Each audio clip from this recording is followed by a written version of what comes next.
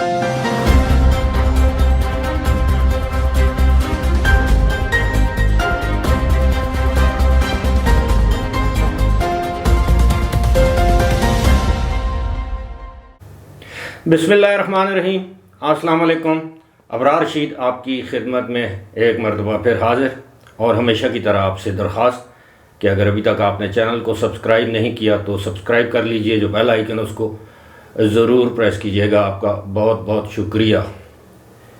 हमारे एक बड़े मोहतरम दोस्त मेहरबान सईद अख्तर एडवोकेट, जो कि सुप्रीम कोर्ट बार एसोसिएशन के सदर भी रह चुके हैं, मरहूम, जब इफ्तिखार मोहम्मद चौधरी दोबारा चीफ जस्टिस के अहदे पर बहाल हुए तो एक छोटा सा वाक़या आपको सुनाना है। तो एक तकरीब में जब वो सईद अख्तर मरहूम सुप्रीम कोर्ट बार एसोसिएशन के सदर थे, तो उस तकरीब में वो इफ्तिखार मोहम्मद चौधरी भी मौजूद थे, और उन्होंने उनको मुखातिब करते हुए, यानी सईद अख्तर मरहूम ने चीफ़ जस्टिस को, उस वक्त के चीफ़ जस्टिस को मुखातिब करते हुए वो एक इंडियन गीत है, गाना है, उसका कुछ मिसरे पढ़े कि जो दिल को सताए जलाए दुखाए, ऐसी मोहब्बत से हम बाज आए। इस पर इस कदर तालियां बजीं। जो मेरे वकला भाई और दोस्त उस तकरीब में मौजूद थे, उन्हें यकीनन ये वाक़या याद होगा। उसके बाद उन्होंने नरेट किया कि जी वो उन्होंने ये इस गाने के ये मिसरा या जो भी आप कह लें वो क्यों पढ़ा। तो कुछ ऐसी सूरत हाल है कि ऐसी मोहब्बत से हम बाज आए, जो दिल को जलाए दुखाए सताए। ये इलेक्शन के हवाले से मैं बात कर रहा हूँ कि ऐसे इलेक्शन, आप यकीन कीजिए मैं 1990 से ये इलेक्शंस जो है वो मैं कवर कर रहा हूँ, और हर इलेक्शन में वही जो दिल को जलाए सताए दुखाए। फिर ऐसे इलेक्शन से हम बाज आए। ऑन अ सीरियस नोट, मामला ये है कि जी जब कोई भी इलेक्शन जब हो और वो इलेक्शन अपने इनेकाद से पहले ही मुतनाज़ा हो जाए, यानी बाज़ का तो ये होता है ना कि इलेक्शन के दिन धांधली का वावेला किया जाता है, रोना रोया जाता है या इल्ज़ामात लगाए जाते हैं, लेकिन ये एक ऐसा इलेक्शन होने जा रहा है 2024 का, चाहे ये कितना ही शफाफ गैर जानबदार हो, लेकिन इस पर सवालात पहले से उठना शुरू हो चुके हैं। अब तो कुछ लोग ये भी दावा कर रहे हैं या पेशन गोई कर रहे हैं कि शायद पाकिस्तान तहरीक इंसाफ इन इंतखाबात का बाइकआउट कर दे। अगर ऐसा होगा तो ये ना सिर्फ इलेक्शन के इनेकाद पर, यानी क्रेडिबिलिटी पर, साख पर सवालिया निशान उठेगा, बल्कि इससे पाकिस्तान तहरीक इंसाफ को नाकाबिल तलाफ़ी नुकसान पहुँचेगा। उसकी वजह मैं आपको बताता हूँ कि 1985 के जो गैर जमाती इंतखाबात थे, उसमें पाकिस्तान पीपल्स पार्टी ने बाइकआउट कर दिया था, और पाकिस्तान पीपल्स पार्टी के मुतअद्दिद मुमकिना जो उम्मीदवार थे, उन्होंने आज़ाद हैसियत से इंतखाब लड़ा, या उन नशिस्तों पर कुछ नए चेहरे सामने आ गए जो कि बाद में पीपल्स पार्टी के लिए वबाल बन गए, और पीपल्स पार्टी ने अपना ग्राउंड जो है वो लूज़ कर दिया। कोई भी सियासी जमात जब सियासी अमल से, ख़ास तौर पर इंतखाबी अमल से बाहर होती है, तो यकीनन उनके उस जमात के उम्मीदवारों में मायूसी फैल जाती है। उसकी वजह यह है कि उम्मीदवार चाहे जीते या हारे, वो अपने हलके की सियासत कर रहा होता है, लेकिन जब उस पार्टी की वजह से, जिस पार्टी की वजह से वो अपने हलके के लोगों को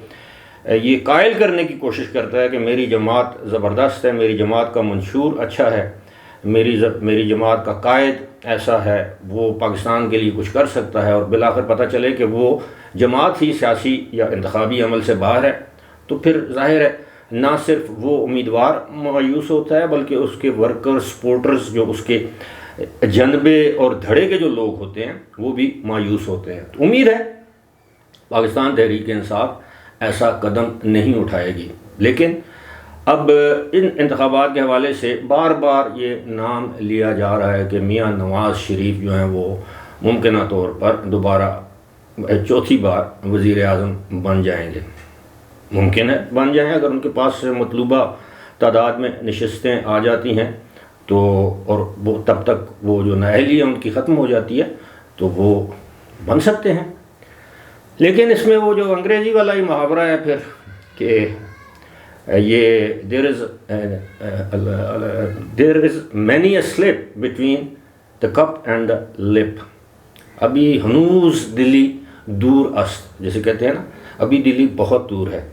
اور اس حوالے سے مطلب بہت سے لوگوں کی خوشگمانیاں بھی ہیں، بہت سے لوگوں کے اعتراضات بھی ہیں، اور کچھ لوگوں کا یہ بھی ماننا ہے کہ شاید میاں نواز شریف کو کچھ عرصے کے لیے وزیر اعظم کے طور پر منتخب کر لیا جائے اگر ان کے پاس نشستیں آ جاتی ہیں، اور تاکہ ان کی یہ جسے کہتے ہیں نا ہماری زبان میں اسے این کہتے ہیں کہ جی ان کی وہ جو ایک وہ یہ چاہتے ہیں کہ وہ ایک مرتبہ ثابت کریں کہ ان کو غلط طریقے سے نکالا گیا تھا اور وہ چوتھی مرتبہ وزیر اعظم بن چکے ہیں اور پاکستان کی تاریخ میں یہ ایک ریکارڈ ہوگا. لیکن ساتھ ہی ساتھ کہا یہ جاتا ہے کہ میاں نواز شریف کی صحت اب اس قدر اچھی نہیں ہے کہ وہ وزیر اعظم کا جو منصب ہے اس پر بیٹھ کر ایک مؤثر طریقے سے، یا جسے آپ کہہ لیں کہ ایکٹیو رول ادا کر سکے، کیونکہ یہ بڑا سٹریسفل کام ہوتا ہے، بڑی سٹریسفل جاب ہوتی ہے. اب ہر بندہ عمران خان کی طرح نہیں ہوتا کہ 11 بجے اٹھے، 12 بجے آفس جائے اور 4 بجے گھر واپس آ جائے.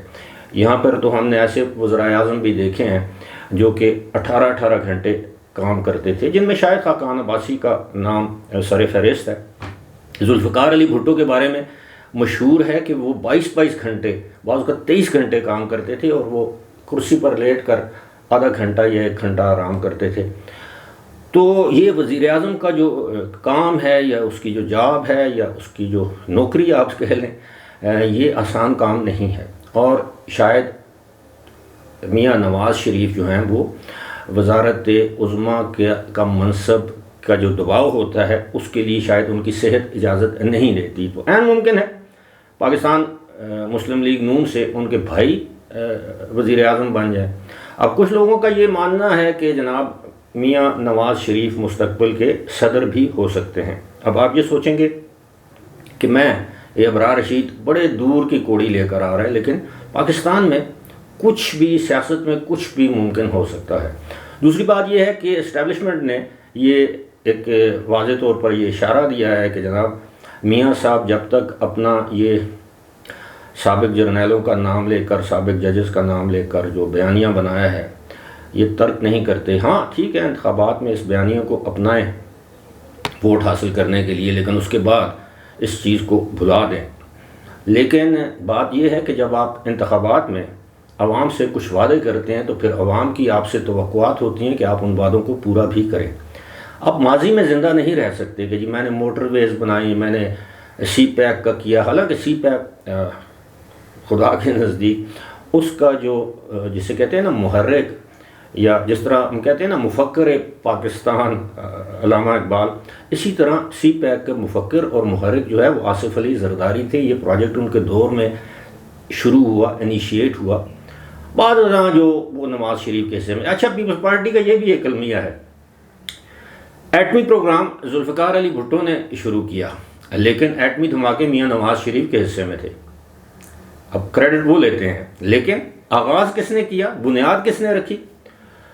اسی طرح یہ جو سی پیک کا جو معاملہ ہے اس پہ بھی اگر آپ تاریخ اٹھا کے دیکھیں، حالیہ تاریخ کی بات ہے، اور میں ذاتی طور پر جانتا ہوں، میرے کزن ہیں، پھوپھی زاد بھائی ہیں، وہ 2011-12 میں وہ ہی واز اکنامک کمشنر جو بیجنگ میں جو پاکستان کی ایمبیسی ہے وہاں پر. تو اس پر شروعات جو ہے وہ ان لوگوں نے کی. ان کی میٹنگز ہوتی تھیں، اس وقت لوگوں کو پتہ ہی نہیں تھا کہ سی پیک کیا ہے، 1 بیلٹ 1 روڈ یہ کیا ہے. تو اس کام کا جو آغاز ہے وہ 2011-12 میں ہوا. خیر، اب اس کا کریڈٹ بھی میاں نواز شریف اپنے حصے میں ڈال رہے ہیں، اور یقینی طور پر ان کی بڑی خدمات ہیں.